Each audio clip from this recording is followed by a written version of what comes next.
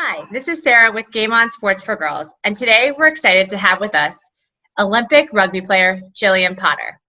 Jillian is going to talk to us about her intro to rugby and her journey to the 2016 Olympics in Rio, where she was the team captain. So thank you for joining us, Jillian. Appreciate it. We know that some of our Game On girls in Boulder have met you previously, and we're excited to share your story and your inspirational background with all of our Game On girls. So thank you again for joining us. At Game On, we play rugby, but of course it's non-contact. Safety first at Game On. But tell us about how you began with rugby.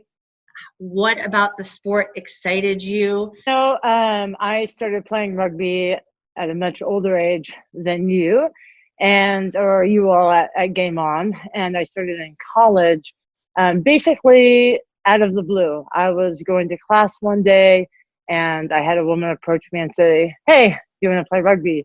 At which I declined, and I declined two other times until that a third time came along, and I thought, wow, well, maybe it's something about me or, something I should try out. So luckily, I have a twin brother, and I grew up with a lot of boys, and so we would always tackle each other in the yard playing football or something.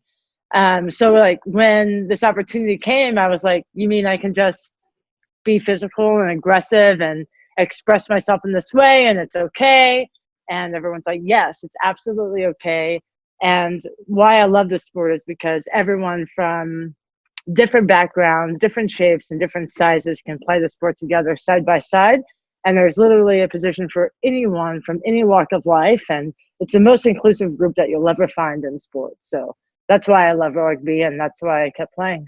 We're glad you did keep playing. Tell us about your journey to the national team. I made the USA U19 team in 3 months, mostly because my coach was a big advocate. So he would literally call every USA coach there was to call and say, I have a player for you, I have a player for you. And they declined him all the time, really, because they thought he was crazy. And then finally, he probably annoyed them so much that they let me go to camp. That's amazing. Did you get nervous during this process? I mean, I think I used to get nervous when I was a lot younger and when I was first on the USA team. But to be honest, through training and meditation and mindfulness, even at the Olympics, I wasn't nervous at all. It was like any other tournament, any other day. I think the pressure that you feel is literally the pressure that you put on yourself. And if you're able to direct your thought away from that pressure into something, whether it's, I never had a pregame ritual because I felt like if you didn't do that right, then you would get in your head about not doing that right. We have a mantra pledge that we say at Game On, and we just say it every time before we start a class or, our camp day, or we hope that girls, before they go, start a game or whatever activity, that it just brings them confidence and it brings them, support mentally, and it's just calms them. So we say, I strive to be girl strong, strong in body, strong in mind, and strong in team. Game On. I got goosebumps. I love that. Tell me about the Olympics. For women's rugby, it was a very special moment for 2016 because that was the first time women's rugby was included in the Olympics. And I think the coolest thing about 2016 in particular is everyone was on equal playing ground at the Olympics. I know that going into it, some teams might have been better or worse, but in terms of the experience alone, everyone had never experienced the Olympics before. Mm-hmm. And so that kind of pressure could have been a game changer for many teams, or something that they really had to prepare for without really knowing what it would be like. And Team USA finished 5th place. But I will tell you, I was so proud of all the women that participated in that tournament. And when the girls got their medals, Australia got gold, New Zealand, and then Canada, I was so proud that I was crying for all of them because it was such a big accomplishment for women's rugby, and to be a part of that with that group of women, even though we weren't on the same team, was pretty remarkable. And I think rugby allows you to build those relationships with your opposition over time. And for many of us, we played years against each other, and we're able to see individuals grow and develop or overcome injuries and challenges together, support each other, even if we weren't on the same team. And so to me, that was the best part about being in the Olympics, was having that unity across the world with women's rugby, as well as being a part of Team USA. There was a tremendous amount of pride to represent the red, white, and blue. I mean, it's amazing.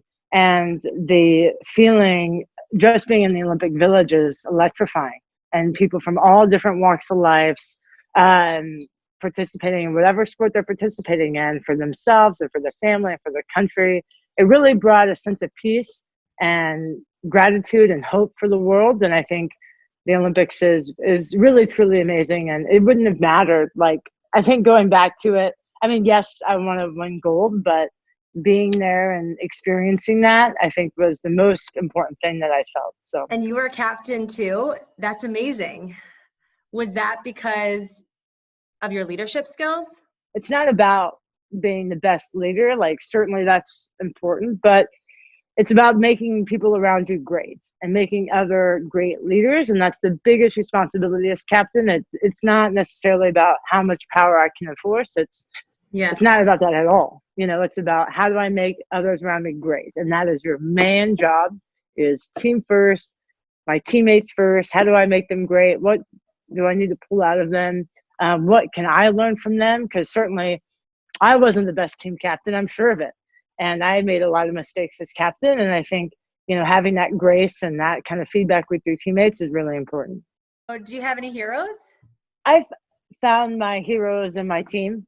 As weird as that sounds, I think I've found inspiration from every person I've ever played with. And I think for me, those were my heroes, were the women that I stood side by side with and competed with. And those are the people that I think about even now. What would you say is the best part about being on a team? I think the best part about being on a team is, man, there's so many wonderful things about being part of the team. I would say it's being able to push yourself to limits that you did not know are beyond limits, you know, for your teammates, and being able to sacrifice for one another and really put it all out there. I think that's truly a remarkable part of team, and to how to be selfless in those moments.